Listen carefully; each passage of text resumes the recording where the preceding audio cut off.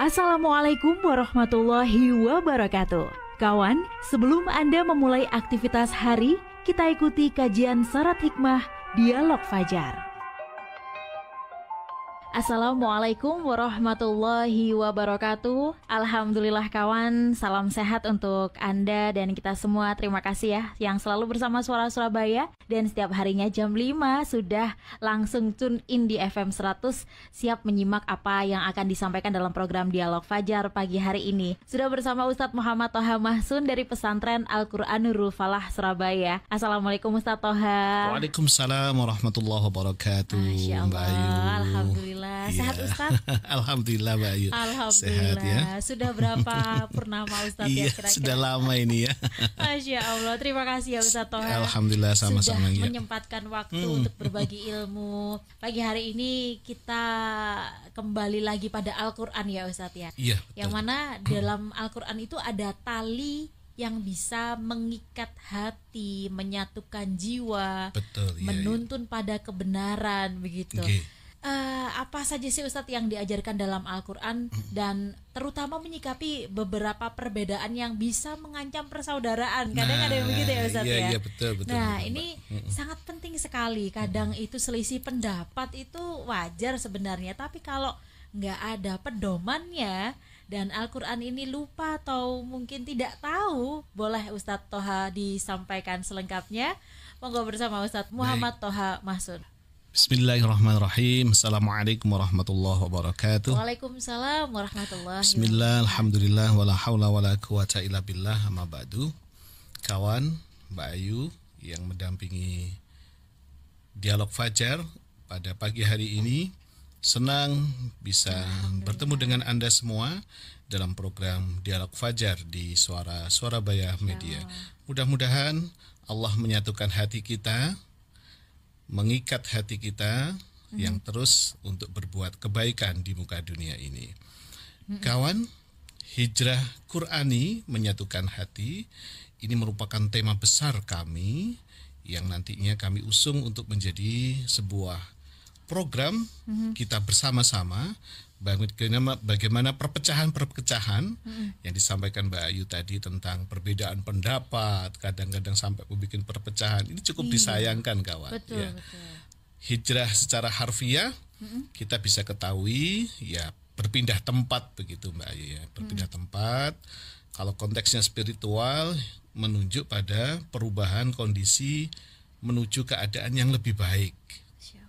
Ya, lebih dekat kepada Allah, ya, lebih sesuatu dekat dengan ajaran Islam, ya, melibatkan sikap, perilaku, dan tidak lupa hati kita. Nah, Qur'ani bagaimana? Berarti menjadikan Al-Quran ini sebagai barometer panduan utama. Panduan utama, ajaran Al-Quran menjadi landasan dalam setiap langkah perubahan kita bersama-sama. Ya, kalau ada perkembangan-perkembangan baru dengan pendapat yang tidak sama sangat wajar ya. Tapi bagaimana Al-Quran ini menjadi pedoman utama kita untuk terus menyatukan hati kita ya. Yang pertama kawan, menyatukan hati melalui hijrah Qur'ani ini adalah dasar persaudaraan kita. Kita harus memiliki pandangan kalau saudara itu adalah susah. Ya, nyari saudara itu susah. Kalau cara kayak Mbak Ayu katanya nyari musuh gampang. Ya. Iya. Nyari saudara kan susah ya. Allah menyajikan di surat Al-Hujurat ayat 10. Sesungguhnya orang-orang beriman itu bersaudara. Oleh karena itu damaikanlah antara kedua saudaramu yang berselisih dan takutlah kepada Allah agar kamu mendapat rahmat. Rahmat itu kan berarti cinta ya. Kalau kita mendapatkan cintanya Allah, mendapatkan tali asihnya Allah, ya kita berdamai, jangan berselisih. Al-Quran mengajarkan bahwa umat Islam adalah bersaudara. Persaudaraan dalam Islam itu diikat dengan tali iman namanya. yang menjadi dasar menyatukan hati kita untuk menghindari perselisihan. Maka yang masih berselisih ya mungkin dengan kawan-kawan di kantor, dengan teman-teman di tetangga kanan kiri, atau mungkin justru dengan klien-klien kita ya berselisih pendapat, dengan mitra-mitra bisnis kita berselisih pendapat ya. Sering sekali. Tolong didasari bahwasanya kita itu bersaudara. Al-Quran menyeru seperti itu. Kalau kita itu bersaudara, bukan bermusuhan, bersaudara. Yang kedua, kawan, ayo hilangkan perpecahan di antara kita. Kita lebih mengutamakan untuk keutuhan daripada perpecahan. Yang mana Allah mengingatkan kepada kita, yang artinya, dan berpeganglah kamu semuanya kepada tali Allah, yaitu agama Allah, Islam yang pasti. Dan janganlah kamu bercerai-berai, dan ingatlah akan nikmat Allah kepadamu ketika kamu dahulu masa jahiliyah bermusuh-musuhan. Jadi zaman dulu sudah bermusuh-musuhan. Maka Allah mempersatukan hatimu, lalu menjadikan kamu karena nikmat Allah orang yang bersaudara. Kalau kita masih bermusuhan, berarti kita tergolong orang jahiliyah lagi. Kemunduran berarti Mbak Ayu ya. Mundur. Padahal kita dalam hidup di era modern, era digital. Seharusnya kita sudah sangat pandai, sudah sangat dewasa bagaimana untuk memahami pendapat atau memahami karakteristik dari orang lain. Maka ayat ini kawan menekankan pentingnya berpegang teguh pada ajaran Allah untuk menjaga persatuan dan menghindari perpecahan. Yang ketiga kawan, kita memang terkadang meminta untuk orang lain untuk berbuat baik. Akan tetapi tuntutan itu tidak sebanding berbalik dengan kita. Ya setidaknya berarti kita menjadi pribadi yang lebih baik. Ya. Orang itu kalau kepingin disenyumi orang ya senyumlah dengan orang. Ya, itu otomatis tuh ya. Kalau kita tiba-tiba senyum orang loh kok ngikut kita ya. Kenapa loh? Karena kita senyum. Kalau kita baik di perjalanan, orang juga akan santun di perjalanan. Ya, maka menjadi pribadi yang baik itu menjadi tolak ukur yang ketiga kawan dalam Al-Quran. Untuk menyatukan hati kita, kita harus memahami diri kita untuk menjadi yang lebih baik. Ar-Ra'du ayat 11 mengatakan, sesungguhnya Allah tidak mengubah keadaan suatu kaum sehingga mereka mengubah keadaan yang ada pada diri mereka sendiri. Perubahan menuju yang lebih baik kawan adalah langkah penting dalam hijrah. Kawan semuanya kepingin berhijrah lebih baik, ternyata tidak bisa merubah diri pribadi. Bagaimana mau merubah orang?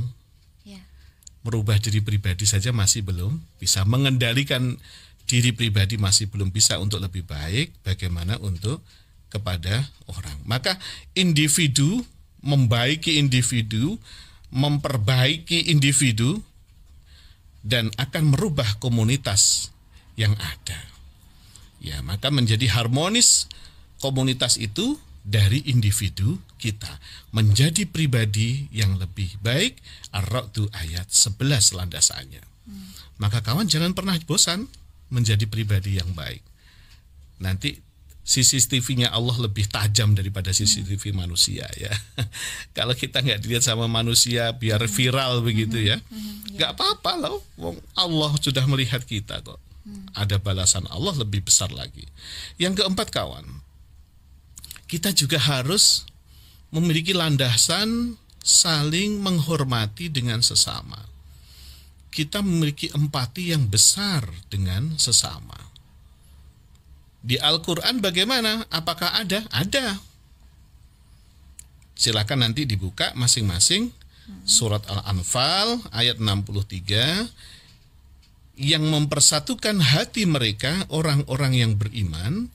Maksudnya orang-orang yang beriman yang disatukan. Walaupun kamu membelanjakan semua kekayaan yang berada di bumi, niscaya kamu tidak akan dapat mempersatukan hati mereka. Akan tetapi Allah telah mempersatukan hati mereka. Sesungguhnya Dia maha gagah dan maha bijaksana. Sesungguhnya Allah sudah menyatukan, kawan. Allah sudah menyatukan hati-hati kita ini, umat Islam ini, untuk menjadi satu, diikat oleh Allah Subhanahu wa Ta'ala dengan keagungan Allah Subhanahu wa Ta'ala. Nah, kalau bapak-bapak semuanya, ibu-ibu, kawan-kawan semuanya kepingin mempersatukan manusia dengan menghabiskan harta bendanya, ya nggak bisa. Tolak ukurnya hanya materi.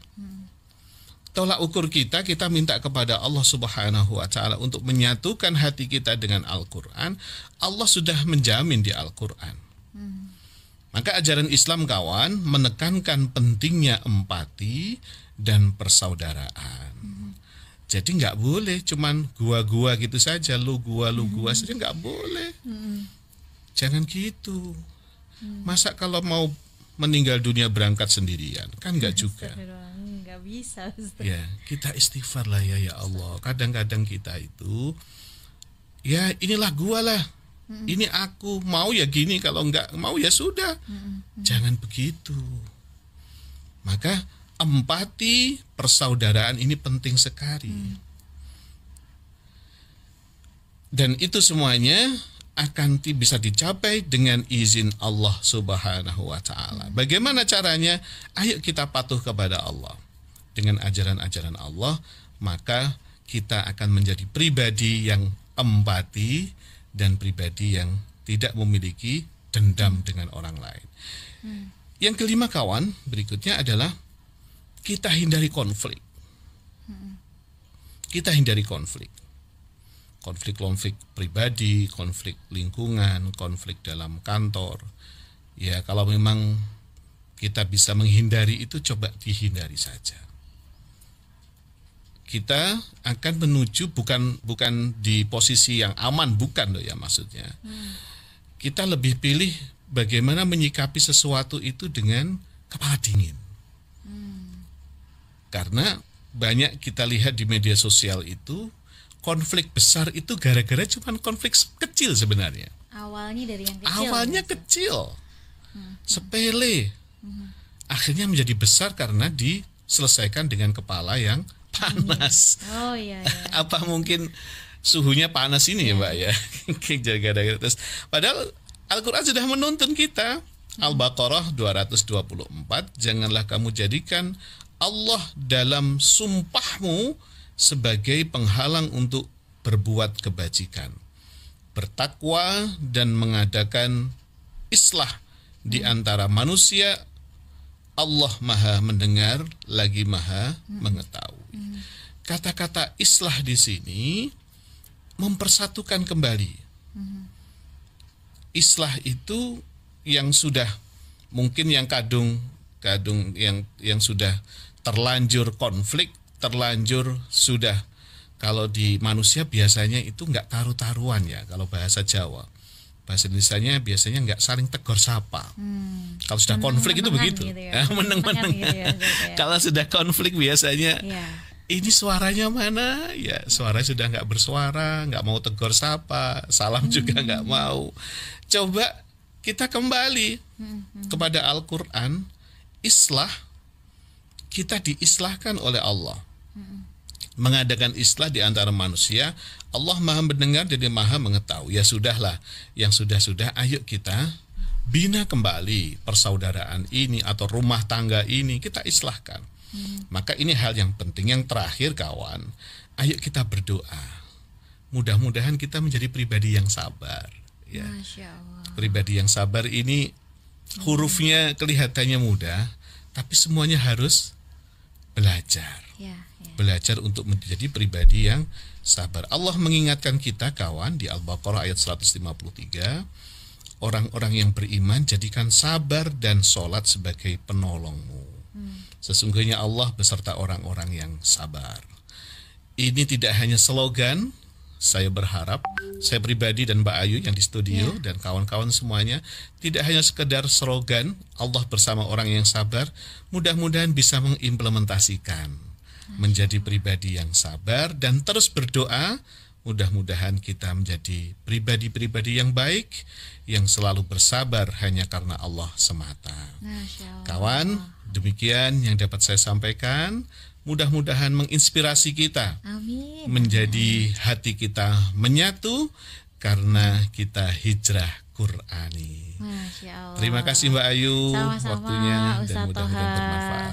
Ya. Lama tidak bersua, sekali bersua, Masya Allah, nikmat sekali Ustadz. Ini dengan Al-Quran ya Ustadz ya, semuanya terasa bersatu gitu. Betul. Apalagi betul. dengan kawan-kawan pesantren Al-Quran Nurul Falah, wah. Sudah diajari tidak hanya mengaji saja, tapi kan sekarang itu juga perlu ya Ustadz yang kita membaca ayat-ayat Quran dengan indah, dengan tartil, dengan tilawati dan lain sebagainya. Betul. Itu semuanya juga ada difasilitasi kawan-kawan pesantren Al-Quran Nurul Falah Surabaya. Iya. Semoga bermanfaat. Terima kasih Ustadz Toha. Amin, Kita amin. tutup Sama-sama, dengan doa Mbak Ayu. kafaratul majlis. Subhanakallahumma wa bihamdika nasyhadu an la ilaha illa anta nastaghfiruka wa natubu ilaik.